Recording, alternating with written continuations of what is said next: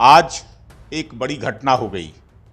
छपरा के अंदर में शराब से 2 दर्जन लोगों की मौत।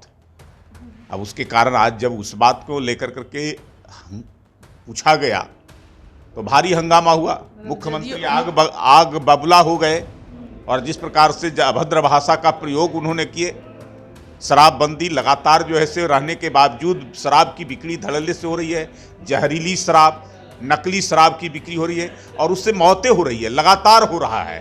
और जिस प्रकार से जो है वहाँ सदन के अंदर में अध्यक्ष एक तरफा काम कर रहे थे, विपक्ष के लोगों की आवाज़ों को दबाने का काम कर रहे थे, उनके माइक को बंद कर दिए, उनको बोलने नहीं दिए, उनको प्रोसीडिंग से उनके बात कही हुई बातों को निकालने का काम किए। तो ये पूरा आज का दिन पूरी तरह से जो है से हंगामे के कारण जो है से पूरा बाधित रहा। अब मुख्यमंत्री जो है से अपने व्यवहार के लिए जाने जाते थे लोगों के प्रति, लेकिन जो अब जो है से व्यवहार हो रहा है वो अप्रत्याशित हो रहा है। और ये व्यवहार मुझे लगता है कि कहीं ना कहीं जो है से खींच में हो रहा है और उनको लग रहा है कि अब हमारी सत्ता जाने वाली है, कुर्सी जाने वाली है। नमस्कार, आप देख रहे हैं लाइव बिहार। मैं आपके साथ रूपम। 67वीं BPSC PT exam question leak हुआ और फिर जो कट ऑफ आए एग्ज़ाम के बाद जो रिज़ल्ट आए, कट ऑफ आए, उसके लिए लगातार अभ्यर्थी आवाज़ उठा रहे हैं। बीजेपी लगातार कह रही है कि सदन में हम आवाज़ उठाएंगे और हमारी बात भी हुई थी और हम आपको कहे भी थे कि हम फिर से आएंगे इनसे सवाल करने कि आखिर अगर सदन में बात क्या उठी या नहीं उठी, अगर उठाई गई तो किस तरह से उठाई गई और क्या क्या हुआ। आज प्रेम रंजन पटेल जी हमारे साथ जुड़े हुए हैं, हम इन्हीं से बात करते हैं जो कि बीजेपी से है। सर, क्या बीपीएससी वालों के लिए आप सोचे सदन में आवाज़ उठाएं? मैंने पहले भी कहा था कि सदन शुरू होने दीजिए, इस मामले को सदन में उठाया जाएगा और सरकार को इसकी पूरी जांच और दोषी व्यक्तियों पर कार्रवाई के लिए पूरा दबाव बनाया जाएगा। सदन कल से प्रारंभ हुआ है। प्रथम दिन कंडोलेंस के बाद बंद हो जाता है, उस दिन कोई कार्य बहुत ज़्यादा नहीं हो पाता है। आज एक बड़ी घटना हो गई। छपरा के अंदर में शराब से 2 दर्जन लोगों की मौत। अब उसके कारण आज जब उस बात को लेकर करके पूछा गया तो भारी हंगामा हुआ। मुख्यमंत्री आग बबूला हो गए और जिस प्रकार से अभद्र भाषा का प्रयोग उन्होंने किए। शराबबंदी लगातार जो है से रहने के बावजूद शराब की बिक्री धड़ल्ले से हो रही है। जहरीली शराब, नकली शराब की बिक्री हो रही है और उससे मौतें हो रही है, लगातार हो रहा है। तो आज उसी पर पूरा सदन चला गया। उसके बाद सदन को पोस्टपोन कर दिया गया। फिर जो है से लोगों के साथ जो है से तो कोई काम नहीं हो सका। लेकिन अभी 2-3 दिन और बचा हुआ है सत्र, तो छोटा सत्र है, लेकिन उस मामले को छोड़ेंगे नहीं। कल भी लोग प्रदर्शन किए थे और प्रदर्शन के समय लाठियां पुलिस ने चलाई थी। सीटेड और वीटेड क्या करते थे? आप जो लोग प्रदर्शन कर रहे हैं, मांग कर रहे हैं, चाहे वह शिक्षक अभ्यर्थी हो, सीटेक बीटेक वाले हों या बीपीएससी में गड़बड़ियों को लेकर करके जो मांग कर रहे हैं, वो भी जो है से सरकार के कानों पर जू नहीं रेंग रही है। सरकार चुपचाप मौन धारण किए है, बैठे हैं और वैसे लोगों का संरक्षण भी देने का, जो इस घटनाओं में अंजाम देने का काम किया है, जो लोग इसके दोषी हैं, उन लोगों को सरकार संरक्षण देने का काम कर रही है। तो हम लोग मजबूर कर रहे हैं, मांग तो कर ही रहे हैं, सरकार को मजबूर भी कर रहे हैं कि आप इसकी जांच कराइए। कितना टाइम बचा हुआ था सदन में आवाज उठाने के लिए? कब से कब मुख्यमंत्री जी सदन को बिगाड़े? कितना टाइम बर्बाद किए? कह तो रहे कि सदन की शुरुआत होते ही और सबसे पहले शराब को लेकर करके पूछा गया सवाल, उसी पर पूरा हंगामा हो गया और हंगामा होने के बाद जो है से पूरा उसी पर आज चलता रहा। आज जो है से पूरा सदन नहीं चल सका, लगातार हो हंगामा होता रहा और जिस प्रकार से जो है वहाँ सदन के अंदर में अध्यक्ष एक तरफा काम कर रहे थे, विपक्ष के लोगों की आवाज़ों को दबाने का काम कर रहे थे, उनके माइक को बंद कर दिए, उनको बोलने नहीं दिए, उनको प्रोसीडिंग से उनके बात कही हुई बातों को निकालने का काम किए। तो ये पूरा आज का दिन पूरी तरह से जो है से हंगामे के कारण जो है से पूरा बाधित रहा। आज सदन चला ही नहीं है। अब उसके बाद कल देखिए कल क्या होता है। सदन को चलाना चाहते हैं सरकार, सत्ता पक्ष के लोग, कि सदन को बाधित करना चाहते हैं। एक सवाल मेरा यहाँ पर है, आप जैसे कह रहे हैं कि पूरा हंगामा हुआ, बातों को रखने नहीं दिया गया, माइक बंद कर दिया गया, हल्ला हंगामा सब लोग कर रहे थे। जब बाहर में अभ्यर्थियों को के साथ कुछ होता है तो हंगामा करते हैं, तो उनके साथ लाठियों से व्यवहार किया जाता है, लाठी से मारा जाता है। और वहाँ ऐसे ऐसे लोग जो एक्सपीरियंस लेकर वहाँ बैठे हुए हैं, मुख्यमंत्री हैं, विधायक है, वहाँ पे बहुत सारे लोग, ऐसे लोगों के साथ क्या करना चाहिए जो पूरा सत्र को बिगाड़ दिए। वो सत्र में कई मुद्दों को आवाज उठाया जाता है, लेकिन उस सत्र को ही पूरा बिगाड़ दिए। बताइए लोगों की आवाज कैसे उठेगी? ये सवाल तो सत्ता पक्ष के लोगों से पूछना चाहिए ना, सरकार नहीं, मेरा दोनों पक्षों से सवाल पहले है। पहले आप सवाल कर रहे हैं तो पहले हमारी बात को सुन लीजिए। ये सत्ता पक्ष के लोगों से पूछना चाहिए, सरकार में बैठे लोगों से, कि अगर विपक्ष के लोग किसी बात को लेकर करके आवाज उठा रहे हैं, कोई प्रश्न कर रहे हैं या कोई समस्या है उसको उठाते हैं, तो उसका माकूल जवाब देना चाहिए, उसका उत्तर देना चाहिए। लेकिन वो तो कर नहीं रहे हैं। उनको एक तरफा विपक्ष का सामना करने से डर लगता है, इसलिए खुद वो हंगामा करा रहे हैं, खुद जो है से विपक्ष के लोगों का माइक बंद कर दे रहे हैं, खुद विपक्ष के लोगों को बोलने नहीं दे रहे हैं, उनकी कई बातों को प्रोसीडिंग से बाहर कर दे रहे हैं। तो ये सत्ता पक्ष का है ना, हमारा काम है कहना, हम कहते रहें और हम सरकार को इस दिशा में जो है से मजबूर कर रहे हैं कि आप हमारी बातों को सुनिए, लेकिन वो सुन करके भी अनसुना कर देते हैं, उस पर कोई कार्रवाई नहीं। अब हम सवाल करें आपसे।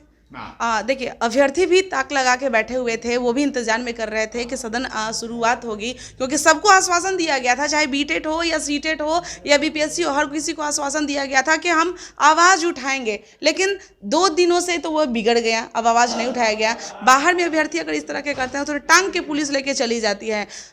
इसमें भी कोई नियम होना चाहिए कि इस तरह के लोग जो आवाज़ बंद करवा दे रहे हैं, पूरा माहौल बिगाड़ दे रहे हैं, पूरा सदन चलने नहीं दे रहे हैं, उनको भी टांग के हटाना चाहिए। शायद आप पत्रकार हैं और आपको सदन के नियमों के बारे में जानकारी नहीं है। मैं वही बोल रही हूँ कि नियम ऐसा होना चाहिए। पहले सुन तो लीजिए, आपको नियमों की जानकारी चाहिए चाहिए। सदन चलाने की जिम्मेवारी किसकी होती है? सत्ता पक्ष का होता है, अध्यक्ष का होता है। विपक्ष का काम है आवाज को उठाना, प्रश्न करना, उसका उत्तर देना सत्ता पक्ष का जिम्मेवारी है। हम अपनी जिम्मेवारियों का निर्वहन कर रहे हैं, उसी प्रकार से सत्ता पक्ष के लोगों को भी अपनी जिम्मेवारियों का निर्वहन करना चाहिए और जो भी प्रश्न है, जो भी समस्या है, उन समस्या का सही और माकूल तरीके से जवाब देना चाहिए। रंजन जी, मुझे बस यही जानकारी है, क्या इस तरह के भी नियम होने चाहिए वहाँ पे, ये मैं पूछ रही हूँ। अब ये नियम जो सदन का बना हुआ है, विधानसभा कार्य संचालन नियमावली बनी हुई है, उसके तहत जो है से संचालन किया जाता है, विधानसभा का संचालन होता है। लेकिन उस नियमावली के अनुरूप जो है से काम हो, तब तो जो है से वहाँ जो आसन पर बैठे रहते हैं, जो विधानसभा के अध्यक्ष होते हैं, वो मनमानी करते हैं, एक तरफा करते हैं, सत्ता पक्ष को संरक्षण देने का काम करते हैं। जबकि सदस्य जो अंदर सदन के अंदर होते हैं, सदस्यों को समान होता है, बराबर होता है। अगर विपक्ष के सदस्य हैं, उनकी जिम्मेवारी है समस्याओं को ले जाना, उसके लिए प्रश्न करना जो भी है, और सत्ता पक्ष का काम है उन समस्याओं का समाधान या उसके बारे में माकूल तरीके से, सही तरीके से जवाब देना।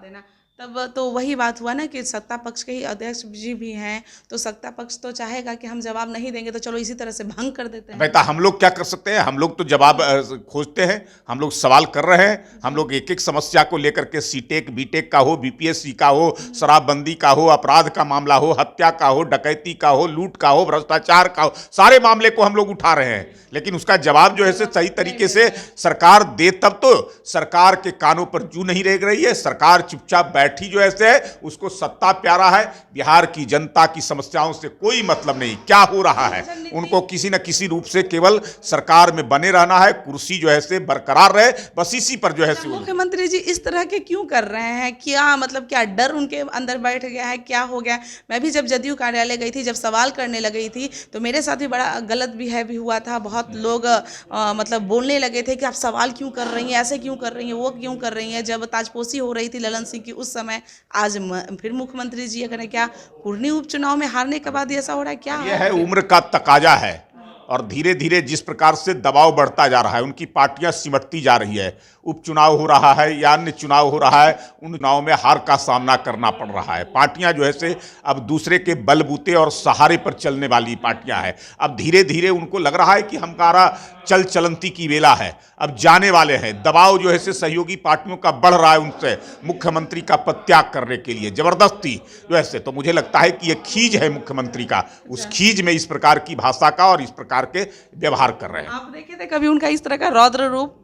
होता रहा है पहले भी, जब जब जो है से इस प्रकार का संकट में रहे हैं तो इस प्रकार का खींच होता रहा है। अब मुख्यमंत्री जो है से अपने व्यवहार के लिए जाने जाते थे लोगों के प्रति, लेकिन जो अब जो है से व्यवहार हो रहा है वो अप्रत्याशित हो रहा है। और ये व्यवहार मुझे लगता है कि कहीं ना कहीं जो है से खीज में हो रहा है और उनको लग रहा है कि अब हमारी सत्ता जाने वाली है, कुर्सी जाने वाली है। और जिस प्रकार से दबाव जो है से बन रहा है, एक तरफ सत्ता पक्ष के लोगों का जो उनके सहयोगी हैं उनका दबाव मुख्यमंत्री का कुर्सी त्यागने का, दूसरी तरफ विपक्ष के द्वारा लगातार उनके खिलाफ जो उनके सरकार में जो कारनामे हो रहा है उसको लगातार उठाना और उनकी पार्टी का सिमटना, धीरे धीरे कमजोर होना, इस बात का ये परिचायक है कि मुख्यमंत्री जो है से ये डर चुके हैं। बहुत बहुत धन्यवाद। तो आपने सुना कि मुख्यमंत्री के अंदर में वाकई में डर समा गया है। वो डर गए हैं कि शायद मेरी यह कुर्सी अब जाने वाली है, क्योंकि पहले तो वो अपनी कुर्सी को बचा लिए थे, कभी इस पार्टी में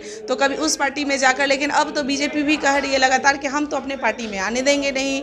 और कुर्नी एक नाक का सवाल बन गया था, इज्जत की बात हो गई थी, क्योंकि बीजेपी से आमने सामने की लड़ाई हो गई थी और उसमें वो हार का सामना पड़ा। आरजेडी अपनी सीट को जदयू के दे दी थी, उसके बावजूद ये हारना पड़ा।